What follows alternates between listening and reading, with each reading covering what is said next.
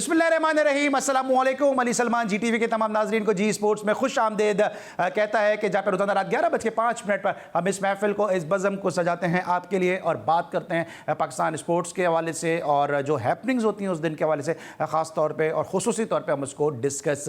करते हैं। लेकिन साथ साथ आपके इल्म है कि जिस तरह पाकिस्तान क्रिकेट बोर्ड के हवाले से खबरें आ रही हैं, पाकिस्तान का दौरा जो श्रीलंका है उस हवाले से खबरें आ रही हैं कि जनाब वनडे सीरीज़ जो है अब वो श्रीलंकन बोर्ड की ख्वाहिश पर जो है वो मुलतवी कर दी गई है और अब पाकिस्तान वहाँ पे जो है वो टेस्ट सीरीज़ खेलेगा। इसके अलावा पाकिस्तान क्रिकेट बोर्ड के ऐवानों से मजीद और भी खबरें आ रही हैं और कश्मीर प्रीमियर लीग के हवाले से न्यूज़ आई है कि जनाब राशिद लतीफ़ जो पाकिस्तान के ज़बरदस्त विकेट कीपर बैट्समैन है, उन्होंने भी जो है बतौर director cricket operation Kashmir Premier League को ज्वाइन कर लिया। तो आज अपने शो में हम तमाम जो है वो मौज़ूआत को डिस्कस करेंगे और मेरे साथ एक ऐसी शख्सियत मौजूद होंगे कि जिनका पाकिस्तान क्रिकेट से बड़ा गहरा ताल्लुक है, ग्रास रूट क्रिकेट से उनका बड़ा गहरा ताल्लुक है। जब क्रिकेट खेलते थे तो बड़े ज़बरदस्त क्रिकेटर थे, टेस्ट क्रिकेट में पाकिस्तान को उन्होंने रिप्रेजेंट किया, इंटरनेशनल क्रिकेटर हैं। और साथ साथ हम कश्मीर प्रीमियर लीग की जब बात कर रहे हैं तो कश्मीर से इनका ताल्लुक है और उमरान मलिक की कारकर्दगी पे जितना ज़्यादा उमरान मलिक और उनके घर वाले, उनकी टीम खुश है, इतनी ज़्यादा ये भी खुश हैं। मेरे साथ मौजूद हैं हमारे बहुत ही अपने अब्दुल रऊफ साहब। अस्सलाम वालेकुम अब्दुल रऊफ साहब, कैसे हैं आप?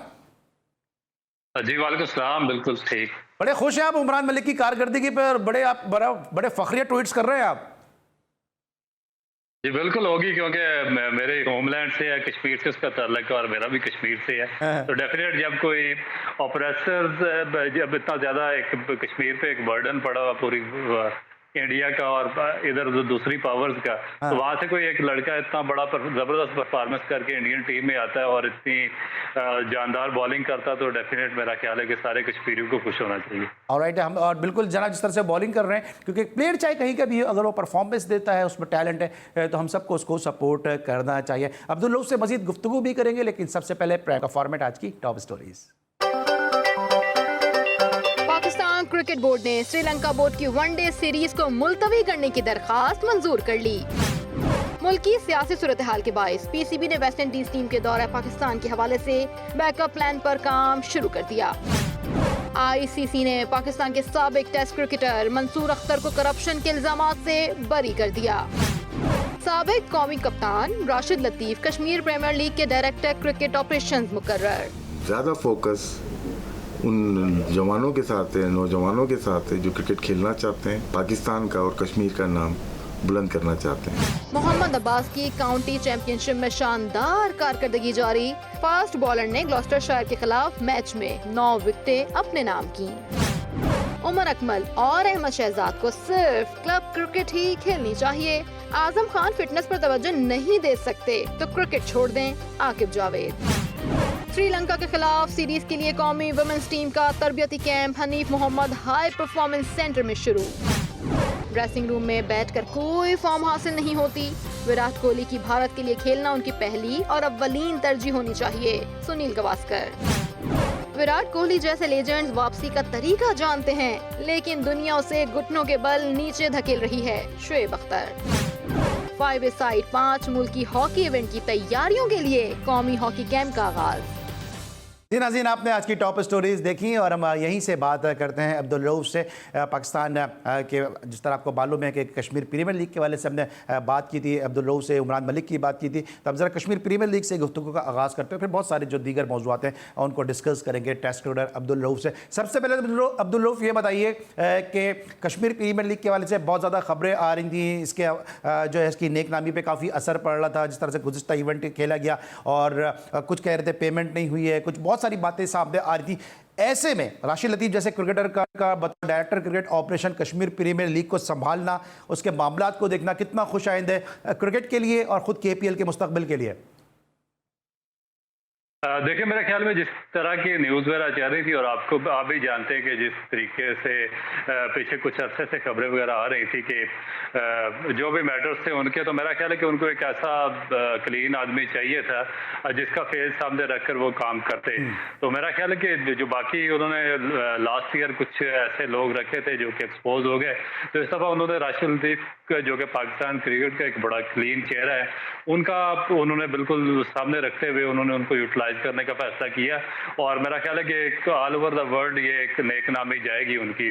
इस नाम की वजह से। अच्छा अब्दुल रऊफ, आप भी जानते हैं राशिद भाई को, मैं हम लोग बड़े करीब से उनको जानते हैं। राशिद भाई का जो एक जेस्चर है और जिस तरह की खबरें सामने आ रही थी, राशिद भाई के लिए कितना ये चैलेंज होगा इस लीग को मजीद साफ करना, मजीद इसको शफाफ करना, और साफ शफाफ में इन मामलात में कह रहा हूँ कि मामलात इसके ट्रांसपेरेंट करना। देखिए, मेरा नहीं ख्याल कि कोई इतना ज़्यादा मुश्किलात राशिद भाई को पड़ेंगी, क्योंकि एक तो वो बहुत ज़्यादा इन टच है और दूसरा उनकी जो इस तरह के मामलात हैं उन पर बहुत ज़्यादा गहरी नज़र भी है और उनकी जो ऑब्जर्वेशन है बहुत इस मामले में तेज़ है। तो मेरा ख्याल है कि अगर कोई भी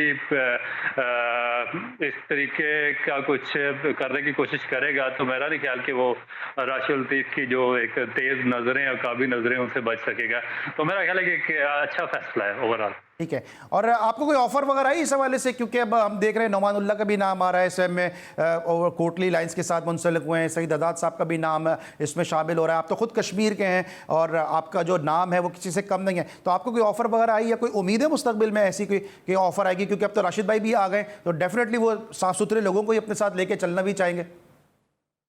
नहीं, मेरा ख्याल है कि अभी मैं खुद भी नहीं उनको इतना जल्दी इनको ज्वाइन करना भी नहीं चाहूँगा, क्योंकि मेरा ख्याल है कि जो मेरा एक फर्म स्टैंड है कि जब तक बहुत ज़्यादा जो राइट्स हैं वो कश्मीर के लोगों को नहीं दिए जाते तो उस वक्त तक मेरा जाना बिल्कुल बेमानी है। ठीक है, और टैलेंट आप कैसा देख रहे हैं? क्योंकि आपने उमरान मलिक को भी देखा, इससे पहले आपको याद होगा इंडिया में एक प्लेयर आया था आबिद नबी, वो भी थे जो एक फास्ट बॉलर थे,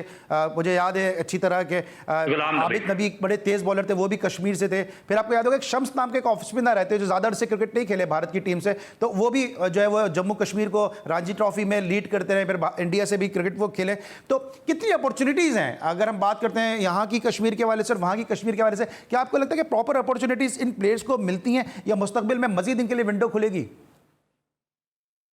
देखिए, मेरा ख्याल है कि अपॉर्चुनिटीज तो नहीं मिल रही, क्योंकि एक ही खिते में वाक़ कश्मीर, पाकिस्तान, इंडिया और श्रीलंका और बांग्लादेश। तो आप देखें कि जो बाकी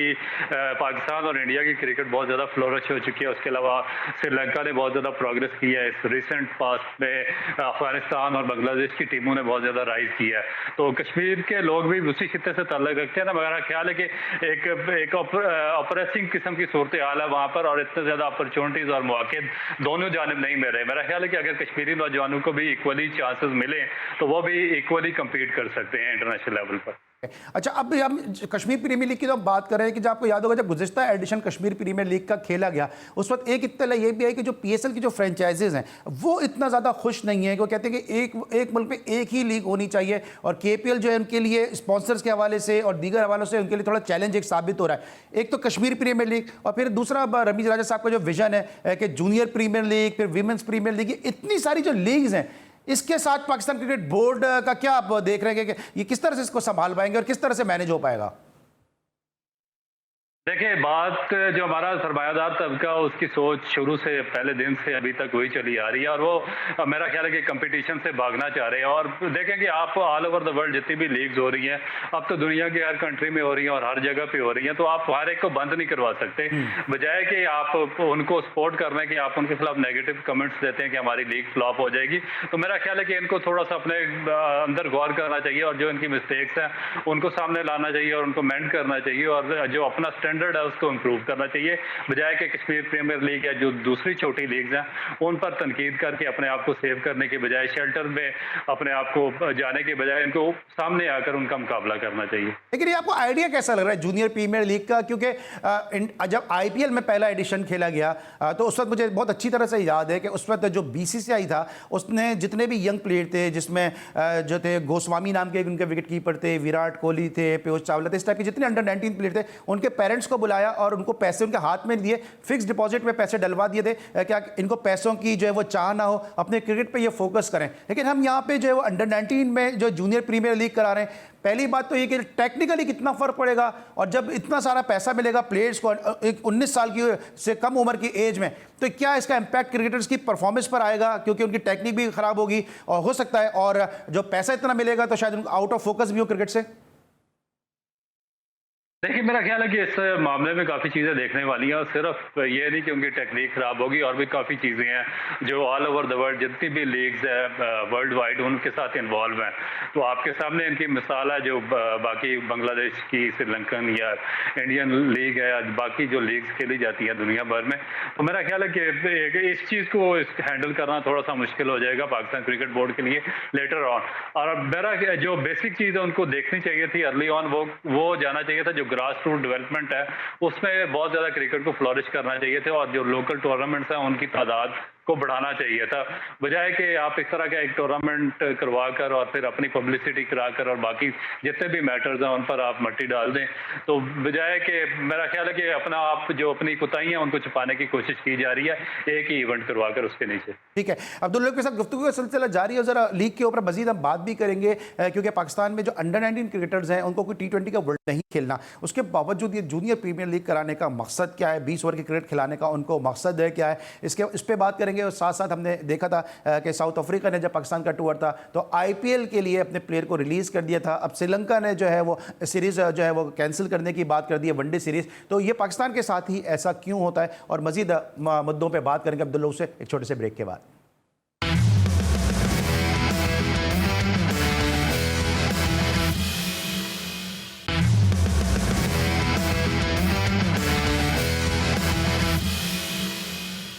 welcome back after the break. और ब्रेक पर जाने से पहले हम बात कर रहे थे मुख्तलिफ किस्म की लीग्स के हवाले से और जूनियर प्रीमियर लीग को हम डिस्कस कर रहे थे test cricketer, international cricketer Abdul Rauf के साथ। तो अब्दुल रऊफ, जाने से पहले मैंने टॉपिक एक डिस्कस किया था कि पाकिस्तान के जो अंडर 19 टीम है उसको कोई T20 का वर्ल्ड कप नहीं खेलना है, तो उसके बाद क्या जरूरत ऐसी पड़ी है कि जूनियर प्रीमियर लीग हम कराने जा रहे हैं जहाँ पे हमें लॉन्गर वर्जन की क्रिकेट खेलने की आदत बच्चों को डालनी चाहिए, वहाँ पे हम फिर दर्शन, स्कूप, पैडल, स्विच हिटिंग की तरफ उनको रागिब कर रहे हैं।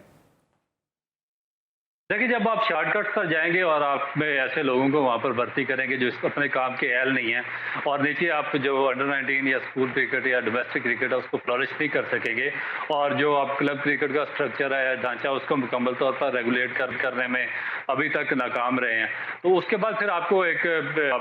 फेस सेविंग के लिए आपको कोई ऐसे कोई इवेंट चाहिए होता है, और मेरा ख्याल है कि उस फेस सेविंग के लिए पाकिस्तान क्रिकेट बोर्ड के जो डायरेक्टर्स हैं वो ये मैनेज कर रहे हैं।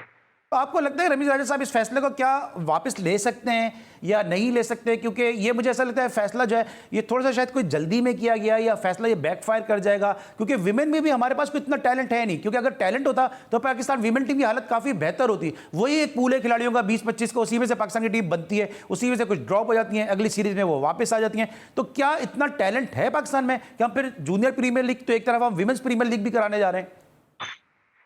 देखिए, टैलेंट तो है, बस मेरिट नहीं है, और मेरा नहीं ख्याल कि जो रमीज राजा से पाकिस्तान के जो क्रिकेटर्स को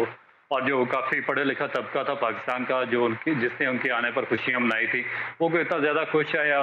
उनकी जो डिसीजंस हैं उनसे इतना ज़्यादा खुश है या कोई पाकिस्तान क्रिकेट की बेहतरी के लिए उन्होंने कोई डिसीजन किए हैं, क्योंकि आप बर्डन दे सकते हैं उन पर जो एहसान मानी या वसीम खान थे, क्योंकि उनको पाकिस्तान के जो मारूजी हालात थे उनका अंदाज़ा नहीं था, डोमेस्टिक जो सर्कमस्टांसिस थे, तो उन्होंने अपने इस तरह के फैसले किए कि जो आगे कामयाब साबित ना हुए। मगर रमीज राजा क्योंकि पाकिस्तान के काफ़ी अर्सा से टच थे, मगर उसके बावजूद वो कोई भी ऐसा कोई स्टेप लेने में या जो बच्चे हैं उनको कोई क्रिकेट फ्राहम करने में या रोजगार फ्राहम करने में मुकम्मल तौर पर नाकाम रहे और ना ही कुछ स्टेप ले सके। तो मेरा ख्याल है कि इस तरह के अभी वो भी उन्हीं शॉर्टकट के चक्रों में पड़े हुए हैं और वो भी इस तरह के छोटे मोटे इवेंट करवा कर वो अपनी फेस सेविंग करना चाह रहे हैं। ठीक है, और अब आजकल एक बड़ी तनकीद हो रही है कि जनाब गर्मी बहुत है, उसमें अंडर 19 के प्लेयर के ट्रायल लिए जा रहे हैं और फिर बच्चों के पेपर भी आ रहे हैं, तो ये एक अरसे से ये स्केजुलिंग हो रही है, एक अरसे से ये इस तरह की जो है वो स्केजुअल बन रहा है। क्या आपको क्या लगता है बोर्ड में जो लोग बैठे वो सोचते नहीं सवाल से कि बच्चों के पेपर हैं या हीट वेव के खतरात हैं, हीट वेव के अलर्ट जारी हो रहे हैं, इसके बावजूद जो है वो इस किस्म के ट्रायल से का इनेकाद किया जा रहा है? देखिए, बेसिक चीज़ होती है, एजुकेशन होती है और आपकी जो अपने शोबे में ग्रिप होती है वो होती है, और कॉम्पिटेंसी उसी वक्त पे आती है जब आपने प्रॉपर एजुकेट किया हो और जो लोग हैं वो कॉम्पिटेंट वहाँ पर भर्ती की हो। जब आपको पता ही नहीं है कि आपने पीरियडाइजेशन करनी कैसी है बच्चों की और उनके लिए क्या क्या प्लान बनाने हैं, उनके लिए कौन सा जो वेदर है वो साजगार रहेगा और क्रिकेट के लिए कौन सा वेदर वो बेहतर रहेगा, और उसके बाद किस मौसम में क्रिकेट खिलानी है, किस में बच्चों के एग्जाम होने हैं, किस में गर्मी अपनी पीक पर होगी। तो जब इस तरीके के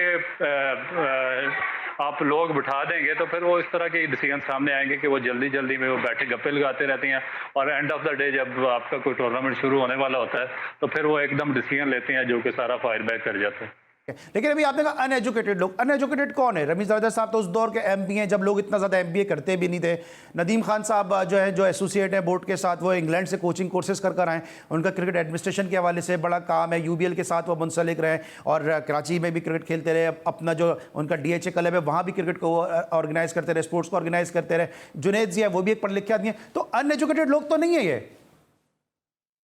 देखें, मेरा नहीं ख्याल कि जो इनका शोबा उसमें इनकी एजुकेशन कंप्लीट है, और उसके बाद थोड़ी आपकी क्रेडिबिलिटी भी होनी चाहिए थी। और देखें कि अगर आप इतने बड़े ओहदे पर बैठे हुए हैं और आपकी क्रेडिबिलिटी ज़ीरो है, और आप कोई बाप की सिफारिश पे, कोई भाई की सिफारिश पे एक एक दो इंटरनेशनल मैचेस खेले हुए हैं, और उसके बाद उनको इन पोजीशन पर अपॉइंट किया गया, तो फिर ये अफसोसनाक मेरा ख्याल है कि अमल है। जब आपकी अपनी क्रेडिबिलिटी ज़ीरो होगी, जब आप खुद सिफारिश, आप पर एक लेवल होगा सिफारिश का, तो फिर आप आगे क्या बेहतर काम कर सकते हैं। तो यहाँ पर मेरा ख्याल है कि ऐसे लोग लाने चाहिए थे जो कि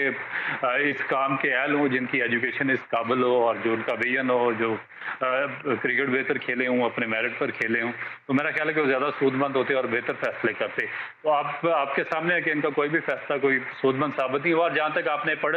डेफिनेट रमीज राजा को उनकी एजुकेशन पे बनाया गया है पाकिस्तान क्रिकेट बोर्ड का चेयरमैन, अदरवाइज तो इनसे पाकिस्तान में मेरा ख्याल है कि जितने भी इनके साथ क्रिकेटर खेला करते थे, वो इनसे उन सब से ये एवरेज क्रिकेटर रमीज राजा थे। तो सिर्फ इनकी एजुकेशन पर इमरान खान लाया, मगर वापस आकर पाकिस्तान क्रिकेट बोर्ड में उन्होंने कोई ऐसा,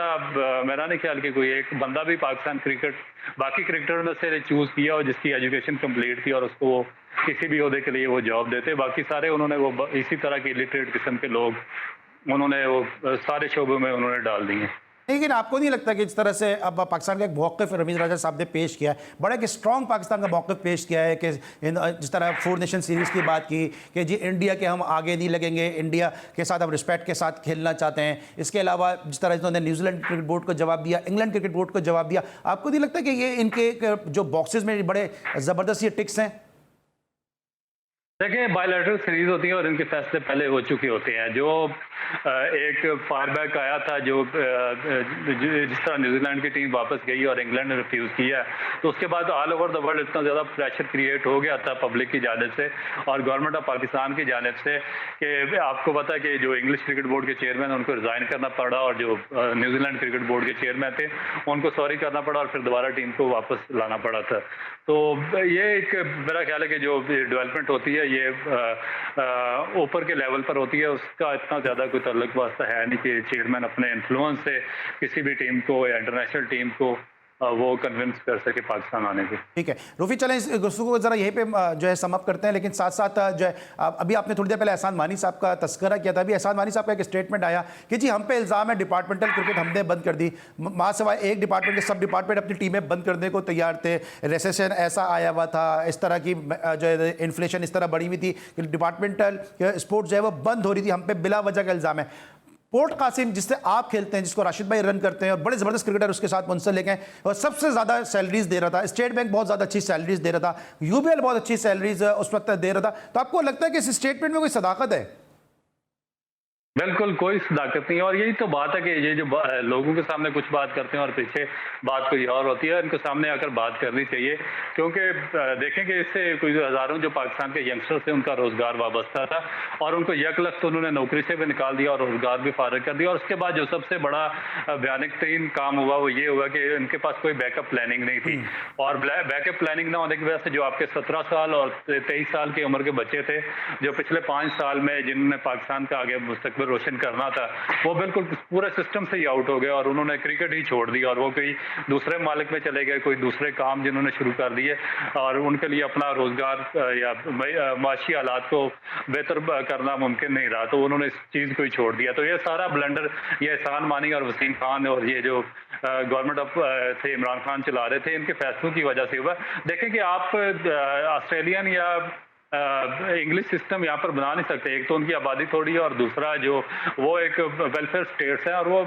इक्वली जो जितने भी सिटीजन हैं उनको इक्वली राइट्स हैं, एजुकेशन फ्री है, मेडिकल फ्री है और बेसिक जितनी भी फैसिलिटीज़ हैं उनको दी जाती हैं। मगर यहाँ पर तो आपको देखें कि सारे को अर्न करके अपनी फैमिली को फीड करना पड़ता है और जो पाकिस्तान की हालात है वो बहुत ज़्यादा सख्त किस्म के, और जो मईशी सूरत हाल है वो आपके सामने है। तो उसके बाद फिर इतने 25 करोड़ की आबादी है जिसको आपने सर्वाइवल करना, और उनको अपनी सर्वाइवल की पड़ी हुई है। तो इसमें आप नौजवानों की एक बहुत बड़ी तादाद को बेरोज़गार कर देंगे तो फिर आपके जो क्राइम रेशो है उनमें इजाफा होगा, जो आपके हॉस्पिटल्स हैं वो आबाद होंगे, जो आपके प्ले ग्राउंड है वो बर्बाद हो जाएंगे, और फिर आपकी जो एक पूरी नस्ल है वो किसी दूसरे रास्ते पर लग लेकिन जाएगी। आपको क्या क्या लगता है कि जब तक ये इख्तिदार में थे तब तो इन्होंने नहीं बोला, जब भी इन पे ऐसी तनकीद हो रही थी उस वक्त तो इन्होंने नहीं कहा कि जी हमारा कसूर नहीं है, डिपार्टमेंट तो वैसे ही बंद हो रहे थे, हमने तो बस आके एक डिपार्टमेंट रन हो रहा था, हमने उसको भी जो है वो बंद कर दिया। अब इस मौके पे ये स्टेटमेंट देने की क्या तुक है, क्या लॉजिक है? देखिए, जब ये लोग पब्लिक में जाते हैं तो उस वक्त तो ये अपने आप को शहंशाह समझ रहे होते हैं, और जिस तरह लॉर्ड बार से आकर फैसले जारी किया करते थे जब ब्रिटिश राज था, कॉलोनियल सिस्टम था यहाँ पर, तो वो आकर एक डिसीजन लेते थे और उसके आगे सारा जो हिंदुस्तान था सरेंडर कर दिया करता था। तो जब ये पावर में आते हैं तो इस तरीके के फैसले लेते हैं और फाशिस्ट किस्म के डिसीजन लेते हैं, और फिर जब वो वापस उर्दू से इनको फारिग किया जाता है, पब्लिक में जाते हैं तो पब्लिक के फिर इनको सवालात के जवाब देने पड़ते हैं, क्योंकि पब्लिक ने तो इनसे सवाल पूछना ही है कि भाई आपने इतनी बड़ी तादाद में जो बच्चे थे उनका रोजगार क्यों छीना है जब आप उनको मुतबादल रोजगार फराहम करने में नाकाम रहे हैं। अब यही वो एहसान मामी, वसीम खान और पूरा ये सिस्टम है जिसकी वजह से पाकिस्तान में ना तो 3 साल क्लब क्रिकेट हुई है, ना उसके बाद आपकी कोई क्लब की स्क्रूटनी हुई है, ना आपका कोई डिस्ट्रिक्ट मैचेस हुए हैं, आपका रीजनल सिस्टम बिल्कुल आपने तबाह बर्बाद करके रख दिया। आपके जो छोटे इलाके थे वो बिल्कुल वहाँ पर क्रिकेट का जो ग्रास रूट स्ट्रक्चर था वो सिरे से खत्म कर दिया गया। जितने आपने डेवलपमेंट की थी ग्राउंड पे, जिन पर अरबों रुपये आपने लगाया हुआ था छोटे इलाकों में, वो बिल्कुल खंडर का मंजर पेश कर रहे हैं, और अब दोबारा वो कभी भी आबाद नहीं हो सकेंगे। तो जब आप इतना बड़ा ब्लंडर करेंगे तो फिर उसके बाद आपको जब आप पावर से नीचे आएंगे तो आपको सवालात के जवाब तो देने होंगे। तो मतलब शॉर्ट कंसाइज में समझो कि एहसान मानी साहब का ये स्टेटमेंट जो ये फेस सेविंग एक स्टेटमेंट है, ताकि ज़्यादा जिस तरह उन पर तनकीद हो रही होगी तो उन्होंने सिर्फ फेस सेविंग है। अब आपने तो चलें आज इमरान साहब पे तनकीद कर दी, इमरान खान साहब पे कि जी उनके दौर में ऐसा हुआ। शाहिद आफरीदी तो बैट्समैन थे, वो ये सारी बाउंसर खेल गए, एक उनका वीडियो स्टेटमेंट भी आ गया कि जी मैंने इसलिए नहीं इसलिए कहा था। या आप कैसे ये मैनेज करेंगे जब अब आपकी ट्रोलिंग शुरू हो जाएगी सारी? देखिए, हम उनकी पॉलिटिक्स पे तनकीद नहीं कर रहे, ना उनकी ज़ात पर तनकीद कर रहे हैं, हम उनके डिसीजन पर तनकीद कर रहे हैं। क्योंकि देखिए, जो उन्होंने 22 साल हमसे वादे यही किए थे कि जब मैं पावर में आऊँगा तो जितनी भी यूथ है, जितने भी नौजवान हैं, उनको एम्पावर करूँगा, उनके रोज़गार दूंगा, उनके जॉब्स दूंगा, उनका फ्यूचर सिक्योर करूँगा और उनको बेहतर से बेहतर जो अपॉर्चुनिटीज़ फराहम करूँगा। तो मगर जब वो पावर में आए तो उन्होंने कम्प्लीटली 90 डिग्री का यू टर्न लिया, और जितनी भी यूथ थी पाकिस्तान की और ऑल ओवर द पाकिस्तान जो स्पोर्ट्स मैन थे उनको यकलख तो उन्होंने बिल्कुल नौकरी से भी फारिग कर दिया, उनका रोजगार खत्म कर दिया। फिर उनके पास कोई बैकअप प्लान नहीं था किसी किस्म का भी, और वो बैकअप प्लान देने में कम्प्लीटली नाकाम रहे हैं। उसके बाद फिर इतनी तनकीद तो हमारा राइट है।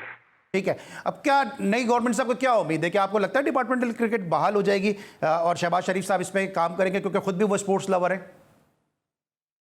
देखिए, बिल्कुल इनको करना चाहिए, क्योंकि ये एक वेलफेयर स्टेट नहीं है, और दूसरा ये क्या एक डेमोक्रेटिक गवर्नमेंट है, और जब डेमोक्रेटिक गवर्नमेंट आती है तो डेमोक्रेसी का मतलब है आके आवाम की government of the people, by the people and to the people. और अगर government of the people, by the people and to the people है तो फिर उनको must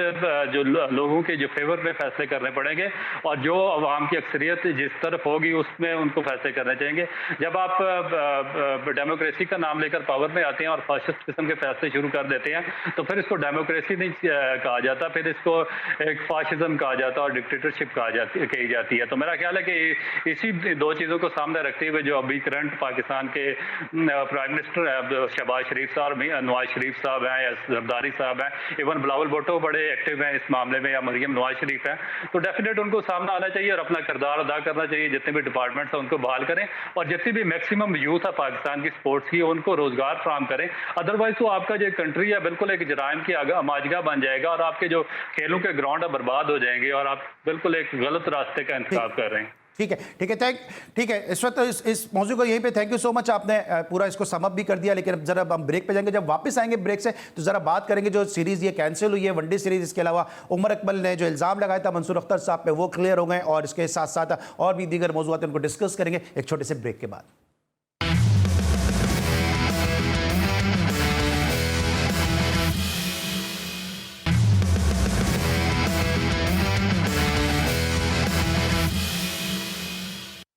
welcome back after the break. और ब्रेक पर जाने से पहले बात करते हैं पाकिस्तान क्रिकेट से जुड़े बहुत सारे मुद्दों के हवाले से, लेकिन अब बात करेंगे जो श्रीलंका के खिलाफ पाकिस्तान की जो जुलाई में पाकिस्तान की टीम जा रही है और वनडे सीरीज़ जो है वो कैंसिल की गई है क्योंकि श्रीलंकन प्रीमियर लीग उन्हीं तारीखों से मुतसादिम है। तो ज़रा अब्दुल्लूफ से ज़्यादा जानते हैं इस हवाले से। अब्दुल्लूफ, क्या समझते हैं आप ये जो हमने पाकिस्तान की वनडे सीरीज़ हमने कुर्बानी दी है श्रीलंकन लीग के हवाले से, ये जैसर आप किस तरह देखते हैं? क्योंकि हमारे जो सिफारती रवाबित हैं, जो हमारे क्रिकेटिंग रिलेशनशिप्स हैं श्रीलंका के साथ, वो काफ़ी बेहतर हैं। ये फैसला श्रीलंका में जो हालात चल रहे हैं, रिसेशन चल रहा है, उनकी गवर्नमेंट में आज महिंद्रा राजपक्से ने आज रिजाइन कर दिया, इन सबको देखते हुए इस फैसले को आप किस तरह देखते हैं? देखिए, जो श्रीलंका में आजकल जो एक माशी बहरान आया हुआ, उसने पूरे श्रीलंका को ही अपनी लपेट में लिया हुआ और बहुत ही कोई सब किस्म की सिचुएशन वहाँ पर श्रीलंकन लोग फेस कर रहे हैं। इसमें मेरा ख्याल है कि 2 दफ़ा वो इमरजेंसी भी लगा चुकी है और उनके जो प्राइम मिनिस्टर हैं वो भी रिज़ाइन कर चुके हैं। तो मेरा ख्याल है कि अगर सीरीज़ हो जाए तो बड़ी खुश बख्ती होगी पाकिस्तान की कि पाकिस्तान को टेस्ट मैचेस खेलने के लिए मिल जाएंगे। और दूसरा, जहाँ तक आपने बात किया सेक्रीफाइस की, तो पाकिस्तान और श्रीलंका के तल्लुकात हमेशा से बहुत अच्छे रहे हैं। शायद आपको याद होगा जब पाकिस्तान में क्रिकेट की रिवाइवल हो रही थी तो उसमें भी श्रीलंका ने अपना किरदार अदा किया। और उसके बाद जब श्रीलंकन यहाँ पर उनको लिबर्टी में उन पर हमला हुआ था, उसके बाद पाकिस्तान ने भी जवाबी दौरा श्रीलंका का बड़े टफ सर्कमस्टांसेस में किया था। तो इनके आपस में जो गवर्नमेंट लेवल पर रिलेशंस बहुत अच्छे हैं और पाकिस्तान और श्रीलंका को जब भी एक दूसरे की जरूरत पड़ती है तो उसको हर लेवल पर सपोर्ट किया जाता है। बिल्कुल। और आपने अभी ये बात की, लेकिन उससे पहले 1996 के वर्ल्ड कप में जब इंग्लैंड जैसी टीम वहां पे जाके खेलने को तैयार नहीं थी और जो दिगर गैर मुल्क की टीमें तैयार नहीं थी, तो उस वक्त पाकिस्तान इंडिया की कंबाइंड टीम गई थी अजहरुद्दीन की क़यादत में, उसमें राशिद लतीफ़ साहब भी गए थे, यहाँ से वसीम अकरम भी गए थे। तो पाकिस्तान इंडिया की कंबाइंड टीम जाके वहां पे मैच खेली थी, खैर सगाली के तौर पर। तो बड़े अच्छे रिलेशनशिप्स हैं पाकिस्तान के और श्रीलंका क्रिकेट बोर्ड के साथ, उनकी गवर्नमेंट के साथ भी। लेकिन सवाल यह पैदा होता है कि क्या अगर पाकिस्तान में इस तरह PSL की डेट्स होती तो क्या कोई जो मुल्क होता वो अपनी सीरीज को गिव अप करता? देखिए, मेरा ख्याल है कि अगर श्रीलंका जिस तरीके से इनके साथ क्लोज रिलेशंस हैं वो तो डेफिनेट कर सकता था और इससे पहले भी काफी जो सैक्रिफाइसेस हैं उनकी मिसालें हैं। लेकिन अब्दुल्लूफ, लेकिन जब श्रीलंका से पाकिस्तान रिक्वेस्ट करता तो डेफिनेट कर जाता। की बात हो रही थी, पाकिस्तान ने भी इसी तरीके से उनको सपोर्ट करने की कोशिश की है क्योंकि जो आगे उनके हालात आ रहे हैं जो जुलाई में, और मेरा इसमें अगर टेस्ट मैचेस भी अगर हो जाए या उनकी जो अपनी जो लीग है वो भी अगर कामयाबी से उसका इनकाद हो जाता तो ये बहुत बड़ी सक्सेस होगी श्रीलंकन क्रिकेट की। अदरवाइज जो उनकी जो कंडीशन है इस टाइम पर, वो हालात इस चीज का उनको मेरा ख्याल है कि इस वक्त इजाजत नहीं दे। ठीक है, लेकिन दूसरी तरफ अगर वक्त जरा कम है, लेकिन मैं इस पर भी जरा चाहता क्विकली अगर आप बता दें कि जब बिग 3 की बात हो रही थी तो श्रीलंकन बोर्ड वॉकआउट कर गया था, पाकिस्तान को उसने तना छोड़ दिया था। देखिए, पीछे कुछ ऐसे हालात पाकिस्तान के आए थे डिफरेंट बोर्ड के साथ, और ये मेरा ख्याल है कि इसमें जो पाकिस्तान के जो क्रिकेट बोर्ड के जो इसमें एक सर्कल चलता रहा म्यूजिकल चेयर का, उसने बहुत ज़्यादा अपना किरदार अदा किया था क्योंकि कोई चेयरमैन नहीं था, कोई आ रहा था कोई जा रहा था और कुछ इस तरीके के कोई हालात है पाकिस्तान क्रिकेट बोर्ड में। तो इस तरीके से उनका कोई डिप्लोमेटिक रिलेशन जो अपने करीबी उनके ताल्लुक वाले बोर्ड थे उनसे भी इतने अच्छे नहीं रहे थे, तो उसमें इस तरह का कोई एक डिसीजन हो जाता है। ठीक है, अच्छा, इस तरह अब विराट कोहली की अगर आप बात करते हैं कि Virat Kohli out of form है, हर आदमी उनको मशवरे दे रहा है, अभी शुएब अख्तर साहब ने भी मशवरा दे दिया उनको, मुझे क्विकली जरा बता देगा ये विराट कोहली का मसला आपको क्या नजर आता है? देखिए, उनको बहुत ज़्यादा उन पर प्रेशर डाल दिया था इंडियन क्रिकेट बोर्ड ने, जिस तरीके से उनको अर्ली ऑन कैप्टन बना दिया और फिर उसके बाद उनको इसी तरीके से डिस्कार्ड कर दिया गया। तो मेरा ख्याल है कि इतना बड़ा कंट्री और इतनी बड़ी टीम है इंडियन, और उसके बाद इतना लोग उसके साथ इन्वॉल्व होते हैं, इमोशनल अटैचमेंट होती हैं, तो इतना जो प्रेशर है या जो चीज़ आती है वो लामाला एक चीज़ और हो जाता है। और मेरा ख्याल है कि अक्सर प्लेयर्स के साथ होगा ये, शायद कोहली भी उसी फेज का हिस्सा और मैं भी आगे चलकर वो इस फेज से निकलने में कामयाब हो जाए। देखिए, जो मशवरे दिए जा रहे हैं इनको किस तरह से आप देखते हैं कि विराट कोहली को कोई कह रहा है कि आप रेस्ट कर लें, कोई कह रहा है आप रेस्ट ना करें, कोई कहता है अहमद शहजाद को क्लब क्रिकेट खेलनी चाहिए, कोई कह रहा है कि जी आजम खान को जो क्रिकेट छोड़ देनी चाहिए। ये मशवरे जो जा रहे हैं इन किस तरह देखते हैं? आजम खान, अहमद शहजाद, ये विराट कोहली को जो मशवरे दिए जा रहे हैं? देखिए, मेरा ख्याल है कि इन चीज़ों का कोई प्लेयर का जो माइंड है उस पर इतना ज़्यादा फर्क नहीं पड़ता, उसने तो वही करना होता है जो वो चाहता है और जो उसका माइंड और आर्ट जो उसके साथ चल रहे होते हैं, जो फैसला करते हैं, उसने एंड ऑफ द डे वही करना होता है। ये जो बाहर से मशवरे होते हैं, ये तो लोग अक्सर ये तो चीज़ चलती रहती है और इस पर इतना ज़्यादा जो स्पोर्ट्समैन होते हैं, ये जो बड़ी इस तरह की शख्सियात होती हैं, वो ध्यान कम ही देती हैं। तो ये लेकिन आपको लगता है कि आजम खान को क्रिकेट छोड़ देनी चाहिए? आपको लगता है? फिर उनको एक दिन में करोड़ों मशवरे मिल रहे होंगे और करोड़ों पॉजिटिव वे में होंगे, करोड़ों न्यूट्रल होंगे, 1 करोड़ नेगेटिव में होंगे, तो वो किस किस को मानेंगे? तो मेरा नहीं ख्याल कि वो इन चीज़ों पर कुछ भी ध्यान देते होंगे। अब्दुल रऊफ, आप इंजमाम की कैप्टनसी पे खेले, आपको लगता है कि आजम खान को जो है जिस तरह उन्होंने कहा कि या तो अपनी फिटनेस पे काम करें या अपनी क्रिकेट को उनको छोड़ देनी चाहिए और अहमद शहजाद को सिर्फ क्लब क्रिकेट खेलनी चाहिए, आपको लगता है ये जो स्टेटमेंट है कोई जस्टिफाई करता है? देखिए, बजाय इनको कहने की आप ये चीज़ इनके मेरा ख्याल है कि जो सबसे ज़्यादा खतरनाक स्टेटमेंट्स पाकिस्तान के जो सीनियर प्लेयर्स के हैं, वो इस हवाले से हैं जब वो जो आपके यंगस्टर्स होते हैं, जो यूथ होती है बड़ी नंबर की, जो आपके रीजन, डिस्ट्रिक्ट, क्लब, स्कूल में खेल रहे होते हैं, उनको वो लाइबिलिटीज कह कर सिस्टम से आउट कर देते हैं। क्योंकि अगर जिन प्लेयर्स के आपने नाम लिए हैं, अगर ये अच्छा खेल कर और मुसलसल खेल कर अच्छे प्लेयर में कन्वर्ट हो सकते हैं, तो फिर पाकिस्तान के जो